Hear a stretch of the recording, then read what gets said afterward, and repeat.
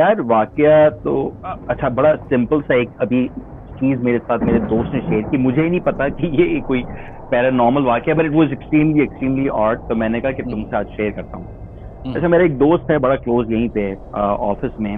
उसने कोविड के टाइम पे जब यहाँ पे सारा रियल स्टेट का मामला चल रहा था, बूम आ रहा था, प्राइसेस बढ़े जा रही थी घरों की, तो he bought himself a property in Vaughan. Vaughan एक म्यूनिसिपैलिटी कहेंगे, शहर है वहां पे। बहरहाल, तो ये पुरानी बात हो गई, हम लोग सब सेलिब्रेट किया, उसको दावत दी। उसके कुछ अर्से बाद कोविड आ गया। तो मैं उस दिन अभी मेरे पास एक इंसिडेंट हुआ हमारे घर के पड़ोस में। वो पड़ोस में इंसिडेंट क्या था कि हमारे नेबर्स जो हैं, इन्होंने इरादा किया कि भाई मंडे वाले दिन हम कोई पार्टी करेंगे अपने बैकयार्ड में। I don't know why they felt it was important. खैर वो party, to cut the story short, बहुत लेट चलती रही। तो I had to call the cops on them रफली अराउंड एट 1:30 AM। पुलिस आई, उनको चुप कराया सारे मामला। एंड ऑफ कोर्स यहाँ पे जो गोरों की पार्टीज होती हैं, दे आर सो इंटॉक्सिकेटेड कि उनको होश ही नहीं होता कि भाई बहुत शोर हो रहा है और मोहल्ले में लोग डिस्टर्ब हो रहे होंगे। तो खैर मैं नेक्स्ट डे गया, सो आई वाज रियली स्लीपी, बहुत मेरी आंखें सूजी थी। तो मेरा दोस्त मुझसे पूछा था व्हाट हैपेंड।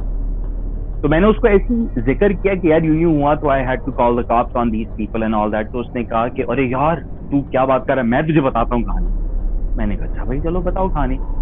तो अब वो कहानी क्या थी कि जब इसने घर वॉन में खरीदा, तो जो लोग अब कनाडा में रहते हैं या बल्कि नॉर्थ अमेरिकन रीजन में, उनको आइडिया होगा कि मॉर्गेज रेट, इंटरेस्ट रेट क्योंकि ऊपर जा रहा है, तो मॉर्गेज रेट इतना ज्यादा लोगों का चढ़ गया है। मिसाल के तौर पे कोई एक हाइपोथेटिकल सी एग्जांपल दे रहा हूँ कि $2,000 मॉर्गेज भरता था, तो वो अब वही मॉर्गेज इंटरेस्ट रेट की वजह से $3,000-3,500 पे चला गया। So it's really hitting everyone's bank.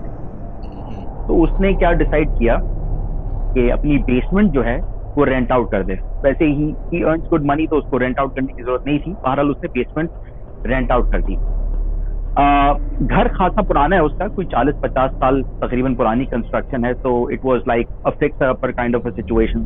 थोड़ी सी इंप्रूवमेंट की बेसमेंट में। एक खातून थी जो कि ज़ईफ सी, 65 से 70 के बीच थी उनकी उम्र, अकेली खातून थी। इन्होंने यही सोचा था कि यार किसी को रेंट पे देंगे तो ऐसी अकेली खातून या अकेले शख्स हो ताकि हमें परेशानी कम से कम हो।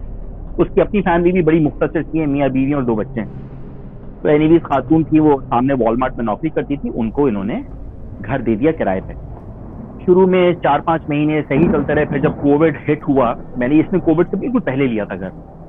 जब कोविड आया तो वो खातून आहिस्ता आहिस्ता खुद क्राइसिस में आई और वो किराया देना उन्होंने बंद कर दिया कि भाई मैं तो रेंट अफोर्ड नहीं कर सकती और बहुत प्रॉब्लम्स हैं और मेरे आवर्स कट हो गए हैं, so I am not making as much money as I used to.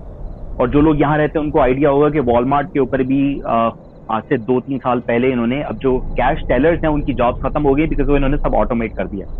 So that poor lady was in a lot of crisis. खैर ये बड़ा डील करते रहे इस मसले से कि यार किराया आएगा, किराया नहीं आ रहा, मॉर्गेज चढ़ता जा रहा है, कैसे पे करेंगे, ऑल दैट स्टफ।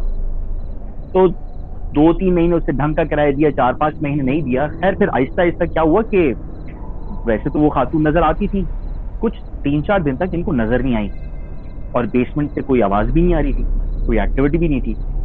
तो ये आहिस्ता आहिस्ता इनको परेशानी की कॉल कर रहे हैं तो खातून फोन नहीं उठा रही। अब कुछ परेशानी बढ़ी, सो दे कॉल्ड द कॉप्स के यार मसला है, ये खातून है बेसमेंट में, अब they can not enter the basement on their own. और ये ना फोन उठा रही हैं ना जवाब दे रही हैं और किराया भी पेंडिंग है। तो पुलिस ने पहले बोला कि जी इमरजेंसी केस नहीं है, I don't think it's life threatening, आप रेगुलर लाइन पे कॉल करें। रेगुलर लाइन पे कॉल की, खैर पुलिस आई, 24 आवर्स का रिपोर्टिंग टाइम होता है। नॉक करते रहे, सब कुछ करते रहे, दरवाजा नहीं खुला। Eventually they had to break in. जब दरवाजा तोड़ के अंदर गए तो खातून was lying in the living room dead. उनका इंतकाल हो चुका था, मुंह खुला हुआ था, छत की तरफ देख रही थी। अच्छा जाहिर सी बात है, वो खैर जो कुछ भी हुआ, पुलिस वालों ने बोला कि जी अब ये सिक्योर्ड एरिया, हम देखेंगे इनके कौन। अभी मेरा दोस्त भी बहुत ही ज्यादा, मुझे नहीं पता, ये पिछले साल की कहानी है, उसने अब मुझे बताई। और लोग नॉर्मली जब इस किस्म की कोई डेथ हो जाती है घर के अंदर तो डिस्क्लोज नहीं करते, कनाडा का एक कल्चर। अच्छा खैर वो इन्वेस्टिगेशन वगैरह चली, उनकी फैमिली वगैरह को पता चला और सिंपल सा रीजन कि भाई हार्ट अटैक से खातून मर गई थी, वो 66-67 ईयर्स ओल्ड। खैर इंतकाल हो गया। और इसने बोला कि जब ये हमें पता लगा तो वी वर टेक्निकली रिलीव्ड, मतलब क्योंकि एक किराएदार है जो कि 7 महीने से किराया वैसे ही नहीं दे रहा था और आगे भी कोई खातर का उम्मीद नहीं थी।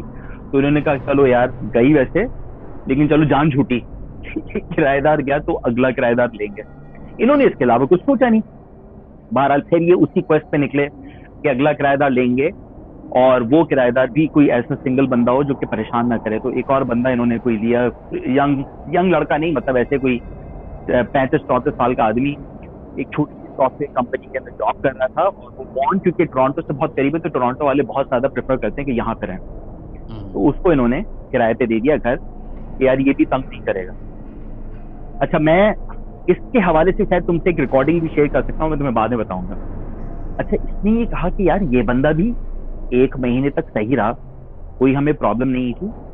फिर अच्छा, ये इनका इस किस्म का टाउन हाउस टाइप का घर है जिसके 3 फ्लोर हैं, एक बेसमेंट है, फिर एक फर्स्ट फ्लोर है और उसके ऊपर एक फ्लोर है जिसपे बेडरूम। सही, सेकंड फ्लोर जिसे कहते हैं। हाँ बिल्कुल, आप समझ गए।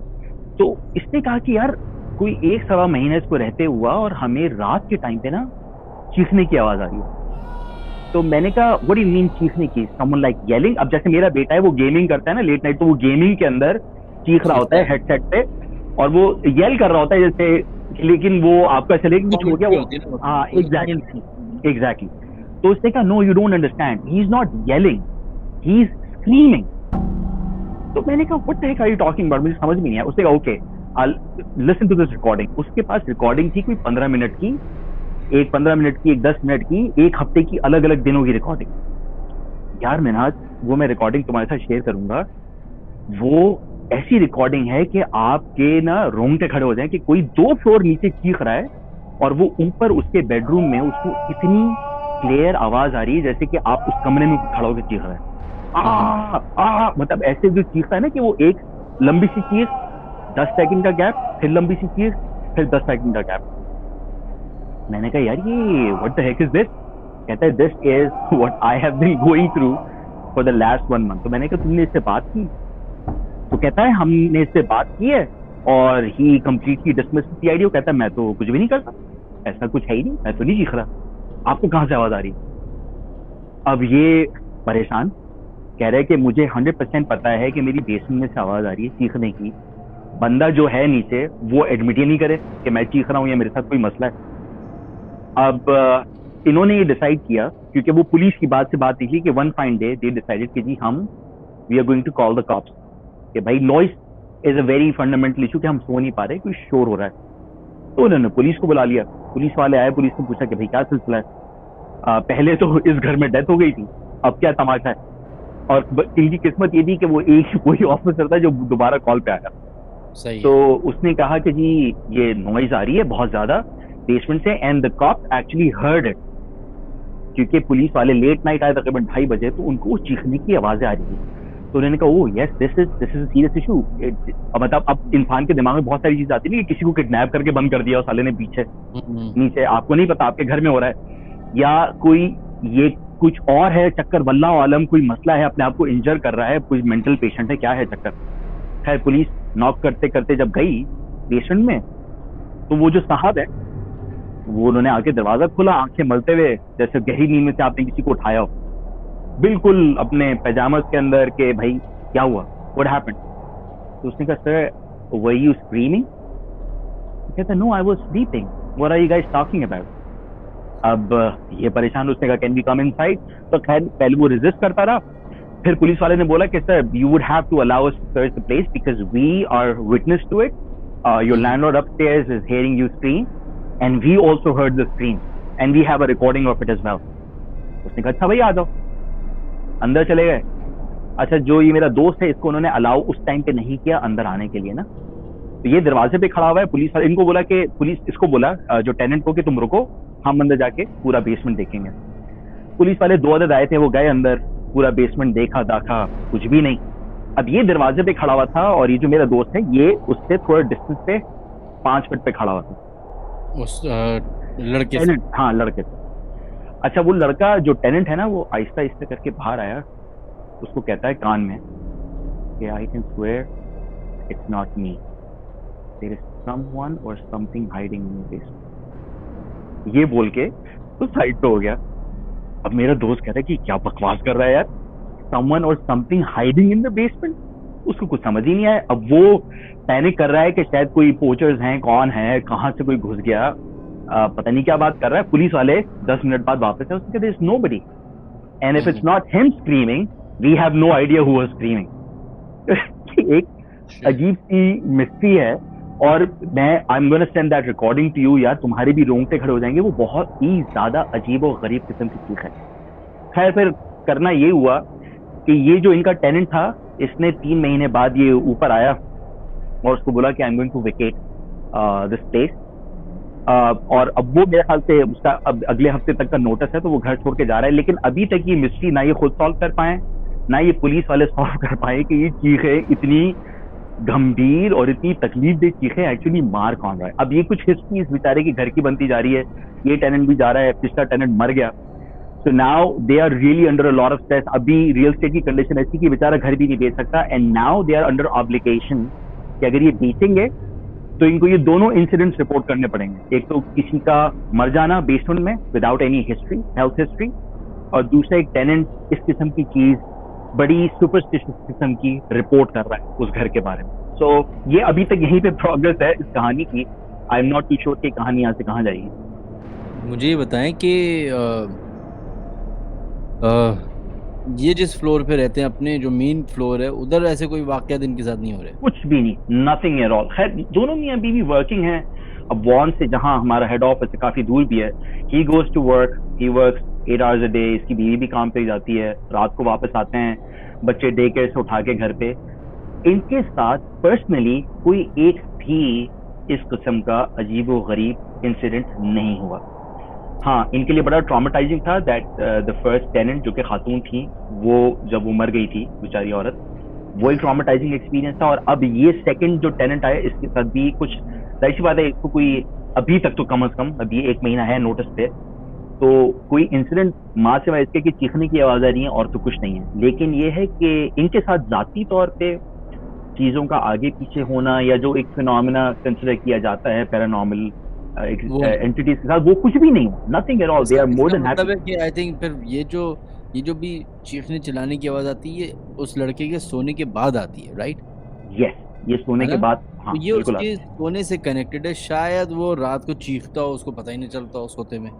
यार हो सकता है, ऐन मुमकिन है कि कुछ लोग होते हैं ना जिनको, जैसे मैं हूँ, मुझे रात को सोते वक्त मैं बातें करता हूँ। हाँ, और मैं लिटरली प्रॉपर बातें करता हूँ। मेरे अम्मा अब्बा पहले मुझे बताते थे तो मैं यकीन नहीं करता था, फिर मेरी बहनें मुझे बताती थी तो मैं तब भी यकीन नहीं करता था, फिर बहन ने, फिर मियाँ क्या, सारे अल्फाज निकल गए, बीवी ने जब बताया तो बीवी की बात को आप नेगेट तो कर नहीं सकते, आपको मानना ही मानना है।